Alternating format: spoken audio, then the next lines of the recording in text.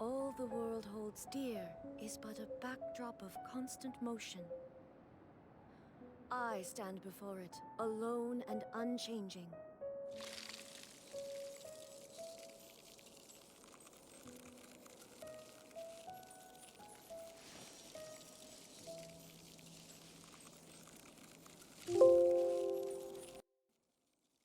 Detached from the world.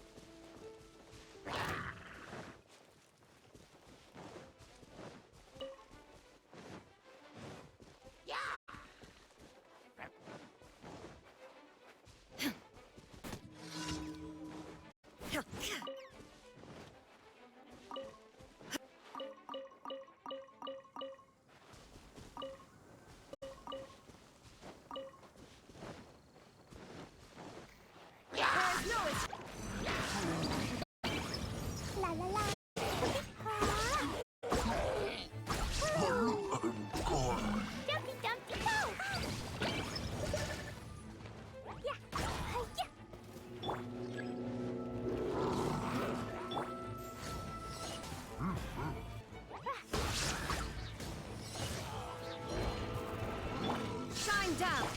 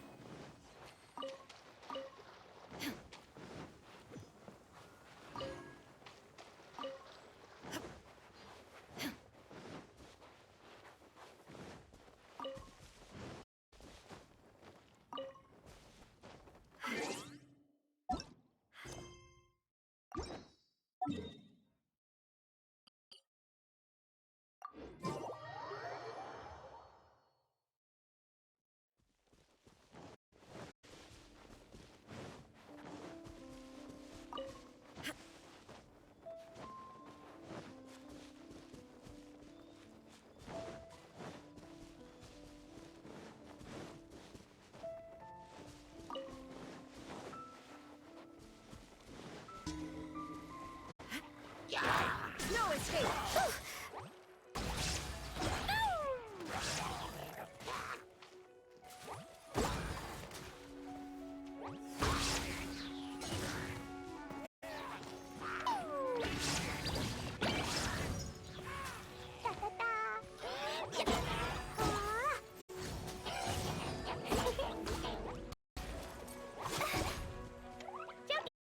Shine down!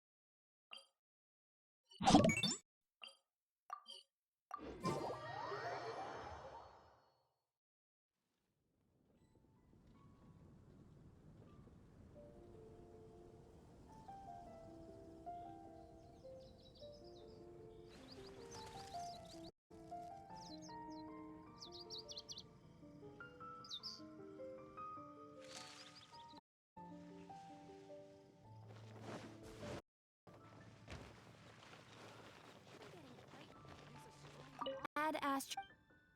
Thank you for Add Astra.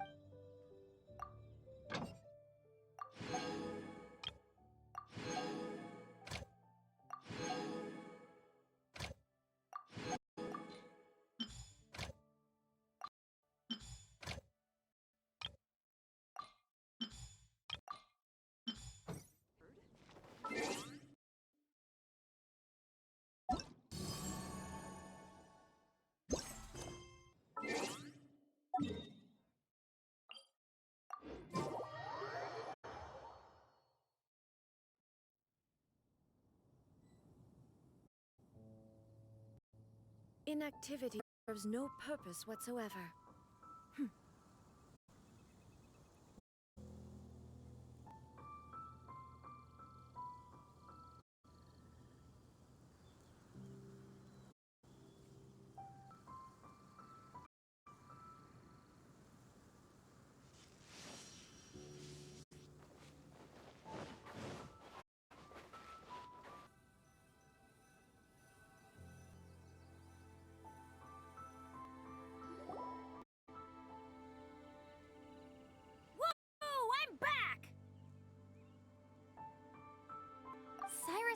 here. He must have headed up the mountain.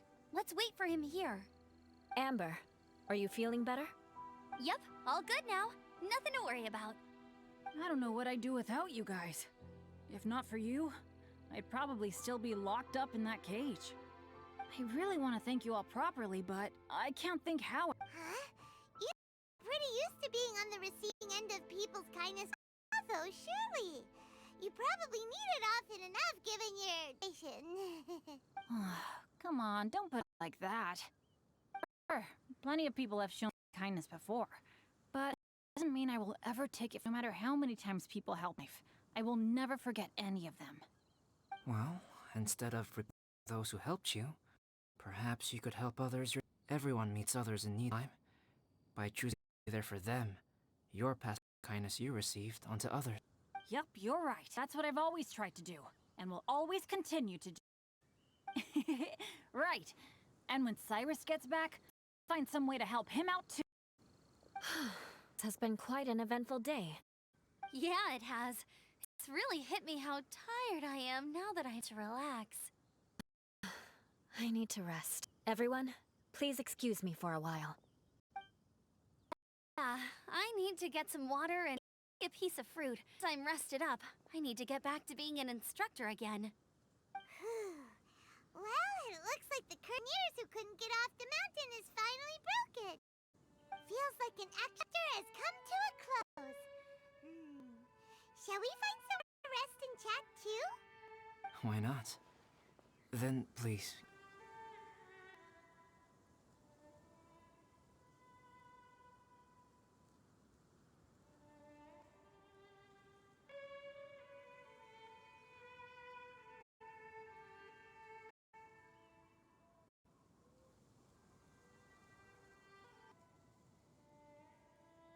You sensed something too, didn't you?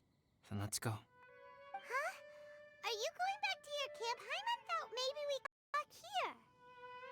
Okay. Might as well come with you. Good. Shall we set off right away?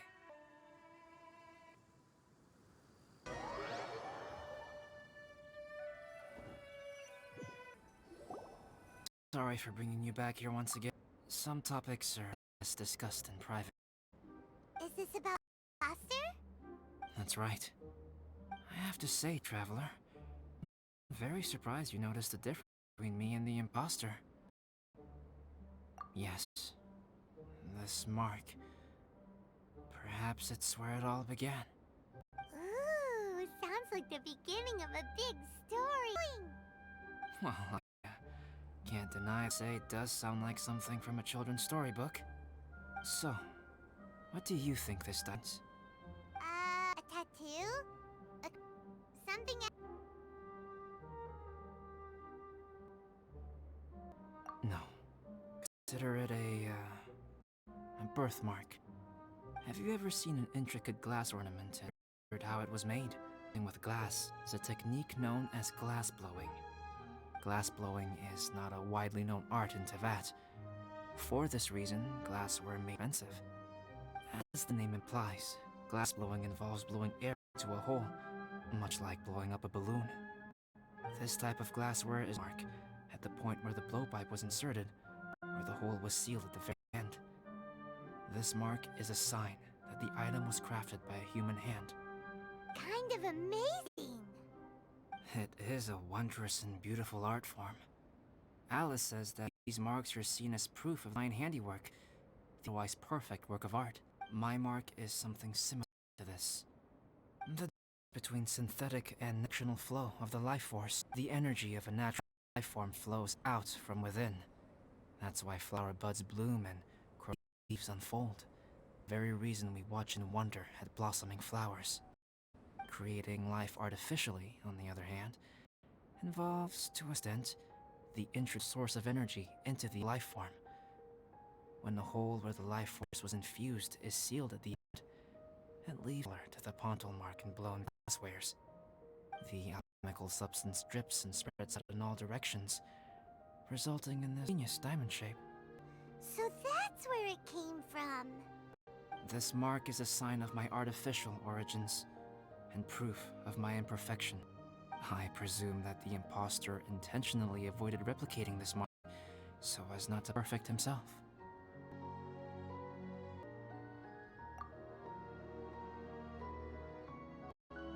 You are different from other people. Mom's about sharing my secrets with you once said. It all sounds like a story. Tell anyone else, regarded as nothing more than a talk. The transcendent and miraculous are not the only thing to which human beings aspire. They pursue the everyday, the ordinary, to a greater extent than I would have ever imagined.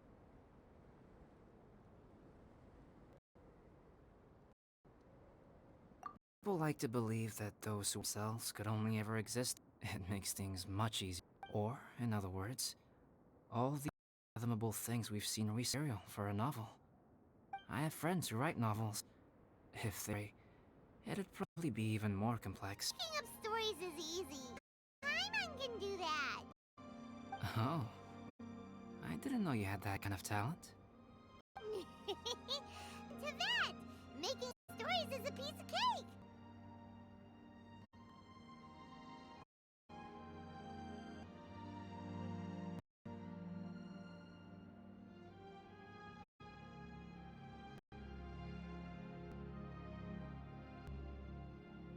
In that case, how about we have a storytelling contest? We can base our stories on the events of the last few days. Sounds great! But we still have the Adventurers Guild. I understand. Creativity is something that can't be rushed. Take your and come back when you have found some inspiration. We'll see whose story is more compelling. Deal! Okay, we'll regroup with the Adventurers Guild for now.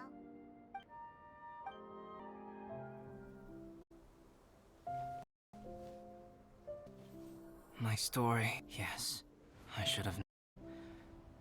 My failed specimen in the dragon's belly. This is where the story...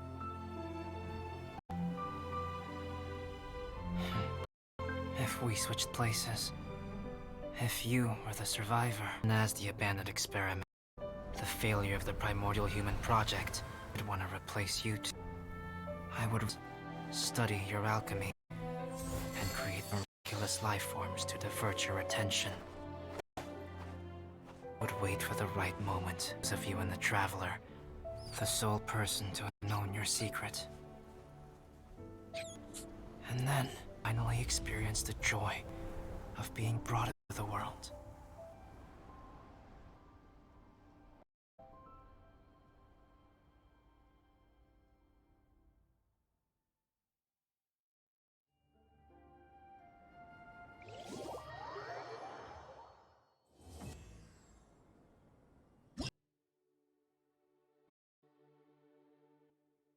Guess what? Paimon's story!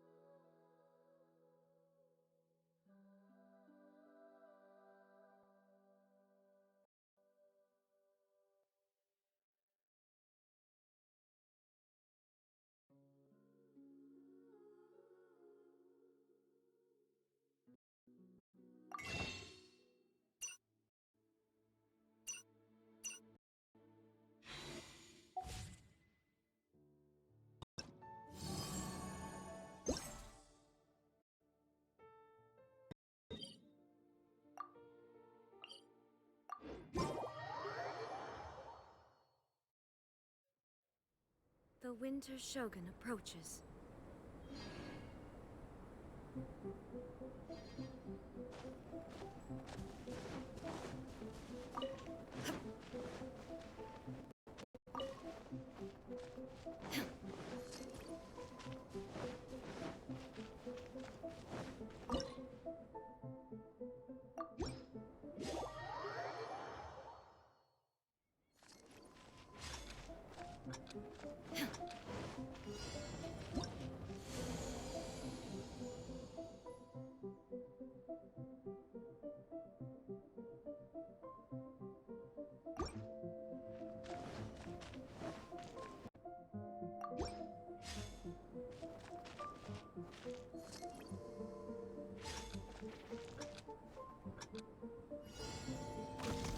There is no escape!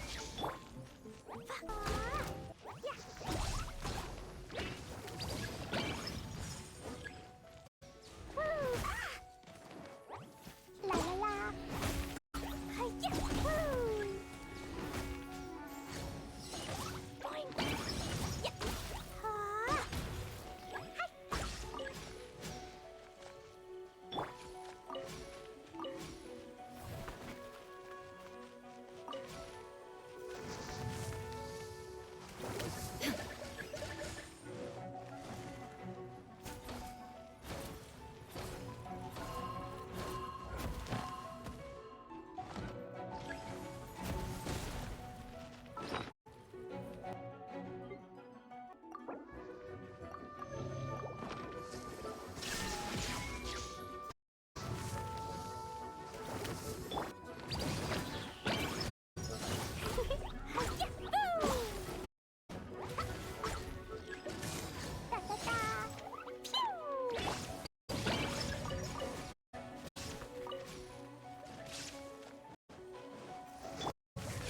La la la. Woo! Shine down!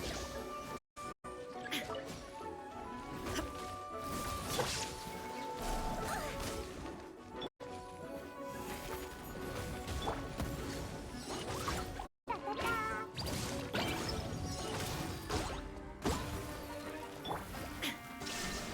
Inazuma shines eternal!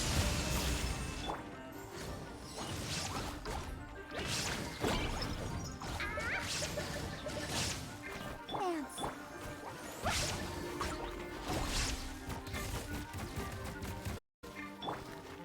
Come on.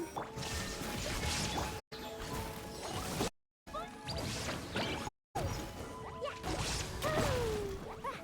Ah.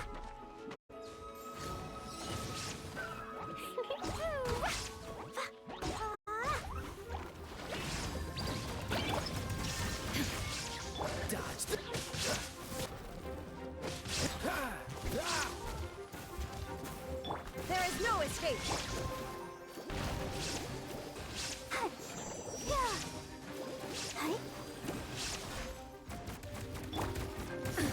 Absurd!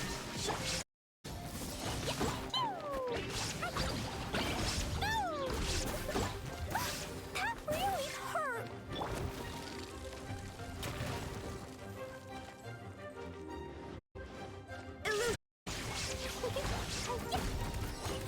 La la la.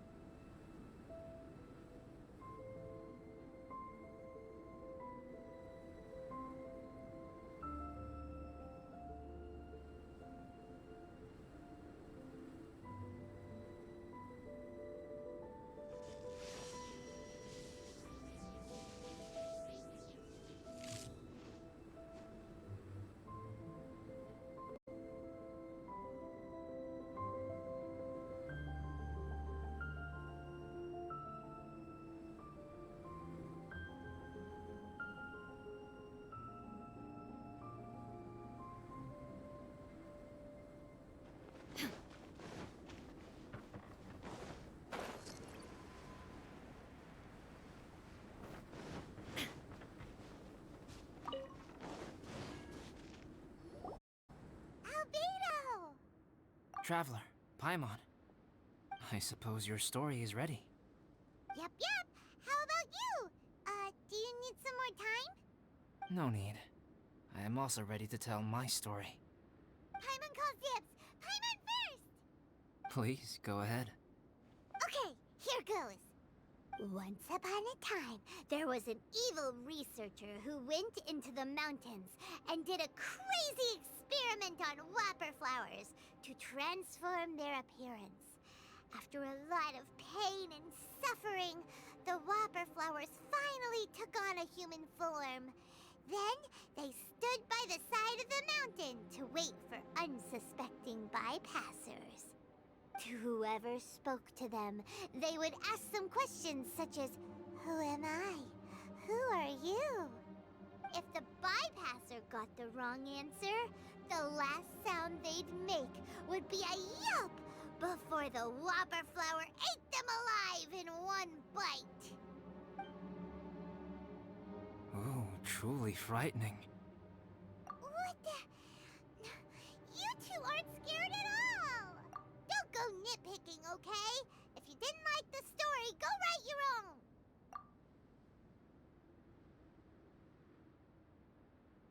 In other words, the whopper flowers would ambush and then completely replace their victims. And then what? Go back to where the person lives? Enter their home? Eat their whole family? Paimon made up this story, but now Paimon's the one who's scared by it. It's a good story.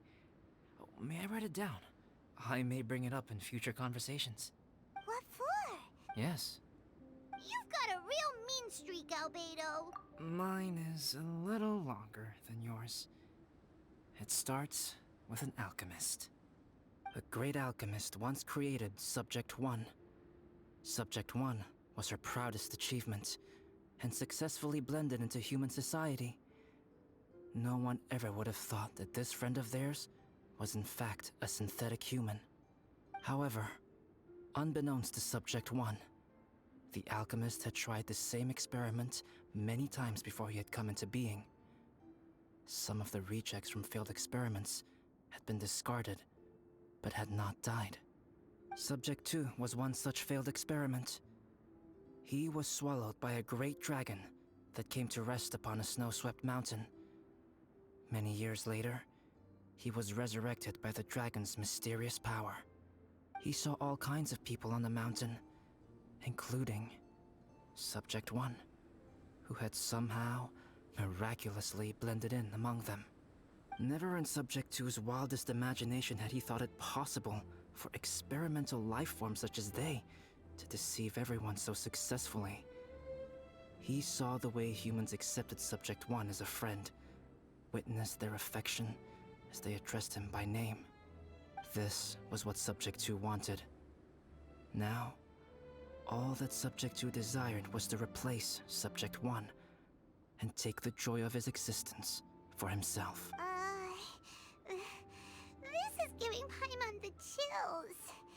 So scary. Subject 2 began to unfold his plan. He stole Subject 1's books and notes, and studied all that Subject 1 had learned from the alchemist.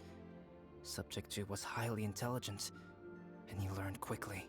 He changed his face into an exact replica of Subject 1's face. Then, he found a plant with mimicry capabilities, and transformed it using dragon blood and alchemy. And so, not only did Subject 2 transform his own appearance to perfectly match that of Subject 1, he also created a third entity, Subject 3. What? There's 3 of them now? But Subject 2 wanted to become a perfected human. So, he erased a mark on both his and Subject 3's necks. For these marks were symbols of imperfection.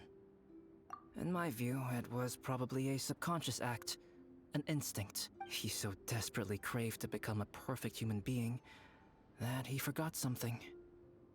Human beings are defined by their flaws. Subject 2's plan was meticulously crafted. Subject 3 would draw Subject 1's attention.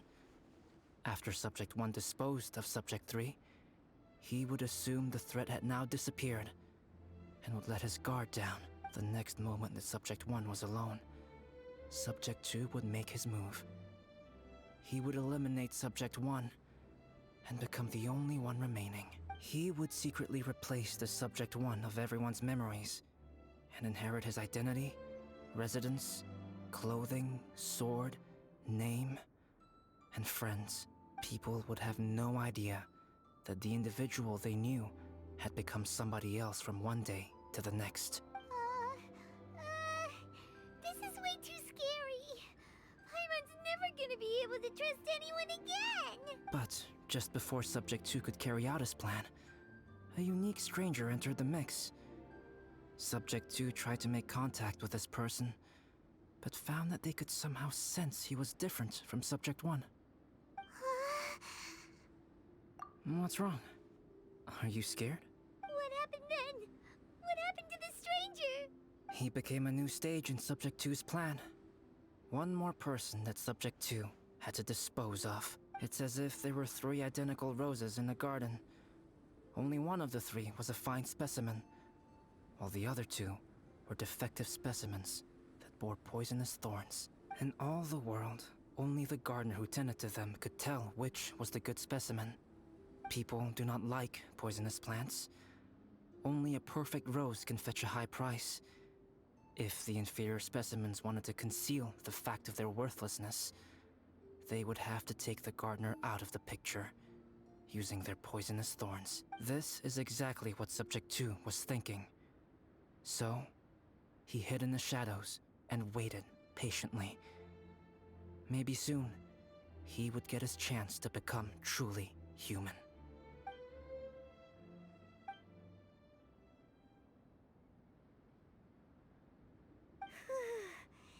That was intense! So what happened after that? Did Subject 2's plan succeed? Paimon can't bear thinking about it. Fortunately, it is just a story. And even in this story, Subject 2 did not succeed. But you can never let your guard down on Dragonspine. Monsters mutated with Durin's power and blood are also creatures of Rhine-Daughter, just like me. You must beware of all such creatures.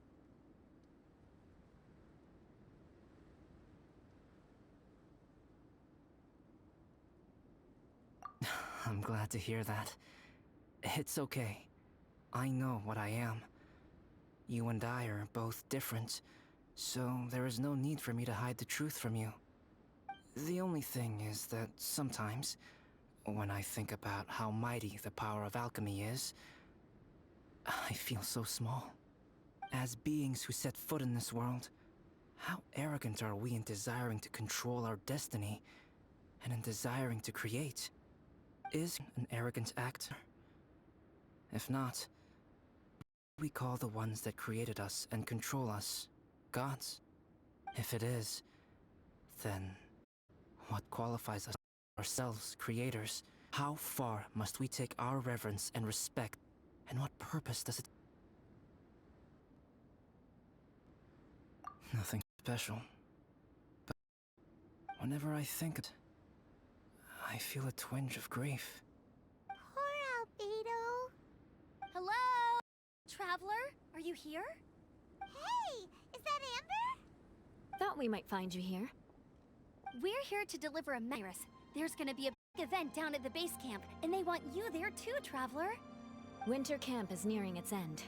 Apparently, even provisional instructors are required to... Looks like we need to go, Albedo. Bye for now. I have some things to here, so forgive me for not seeing you down. Don't worry about it. There have been no issues getting up and down the mountain recently. Everyone ready? Let's waiting.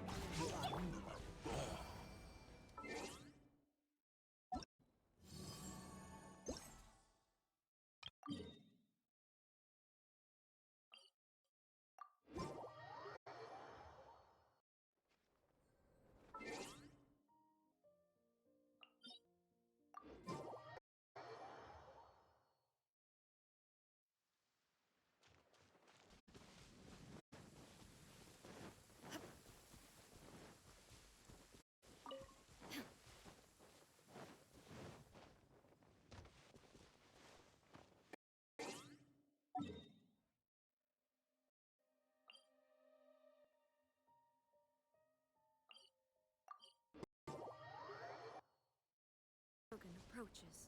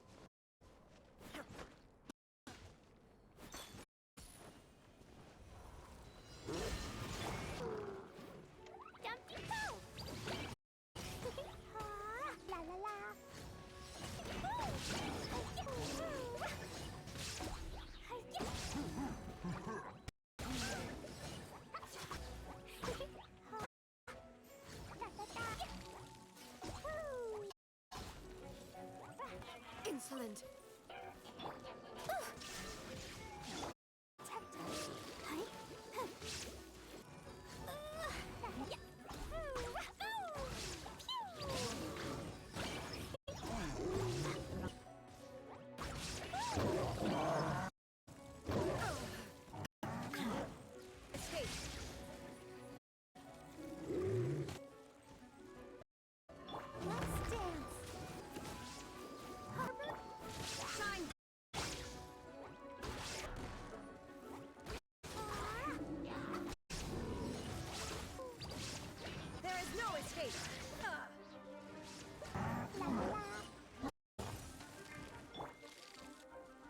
Come on,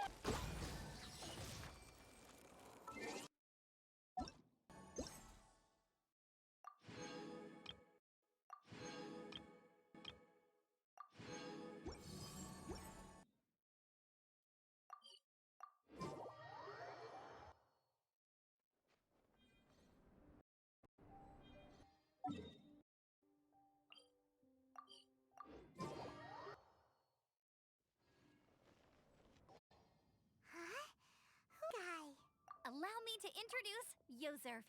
He's Joel's father. Dad, this is that traveler. The travelers helped me out loads in the past, and this time we even built a snowman together. Joel, everything about you. I can't. Wow, wait a second.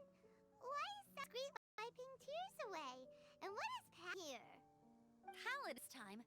Go on, Pallet. Tell us what happened in your own words. Okay. I was fine on that fateful day. This sounds so... But I had only been away from the... I felt... Oh, did my bad luck rub off on him when we ran in? The place I fell to was... Then I met Yoser. Huh? Wow, so it was Compliance then. I thought he must have been... The temperature was freezing. We got a... My memory not fully recovered, but Joel and his mother, they are the only ones that I will not, no, cannot forget. Eddie. Here, Joel. He's right here. Yozerf, don't you think else at all? The poor princess? I woke up and found... I'm all right now, Joel. Oh, don't cry. Daddy's not... I'm here to stay. Oh, this is good. This is good. You know what, though? I definitely... I knew it. No. I just meant you. There's no way it's a Yoserv on a mountain this huge. Besides... Huh? Am I? I want to say thank you to the traveler, Uncle Cyrus, and to you. Thanks, everyone. Look after me, and will always remember it. But I guess I can't take the snowman with me. He's dragon spine. It's such a shame. I can help with that. One moment. Eula? Here. It's powdered rime. Add it to your snowman, and it will... Wow! Really? Dad, I have an unmeltable snowman now! How cool is that? How can I ever repay you all?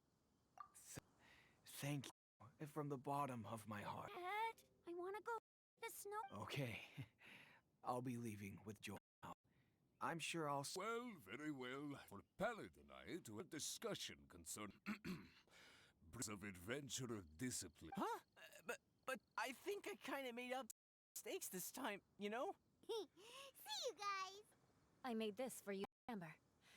Think of it... Are you sure? This must be really... Come on now. Just no need to make such a fuss. Now our snow either. Great! You're welcome. Just keep it. That's all I ask. Amber and I have some bit now. See you later. See you! Everyone's gone. Seems like they've all got their own... Oh, what? We've been on dragons this time, and somehow Paimon still forgot to ask about juicifier machine to the juice. Maybe we should try...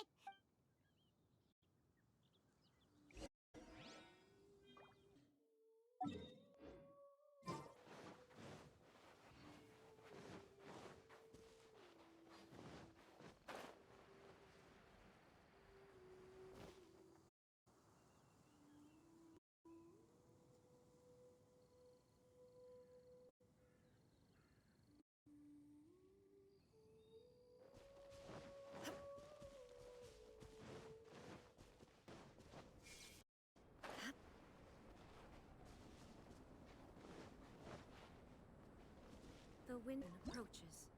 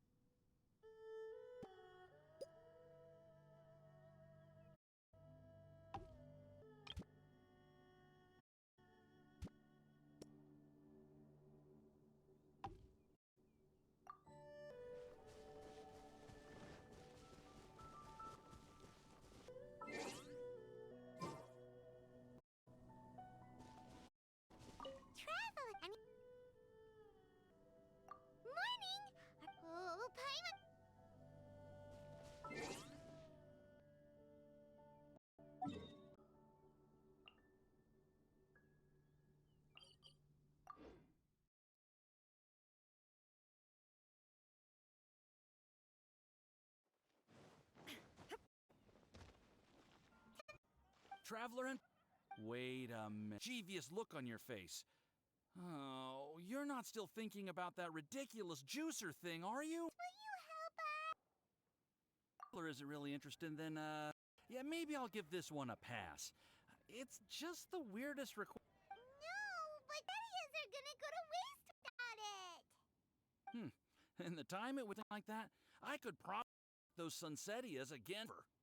New research project, Timaeus? We meet again. Oh, Albedo, thank goodness. Situation is, Paimon wants a machine that can turn fruit into juice and keep the juice fresh. That's what it is. And this will never have to fruit going bad ever again. That's impossible.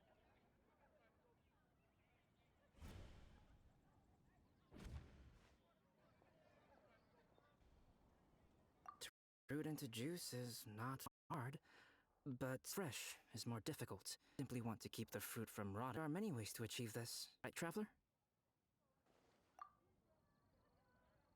What neck? Is there something on my neck? From the look on your face, as if you thought I just played a practical joke on you that was in exceedingly poor taste. Albedo, you were saying, how do you stop fruit? Well, one way would be to spine, where the snow and... But You could always live. no, Or you can give the fruit to take it to Dragon Spine, but don't like the... This is where you... sounds a lot. Fruit buried on... Oh, I don't think... Albedo, stop. Hmm? Of course it bothers Pine. Okay, when someone...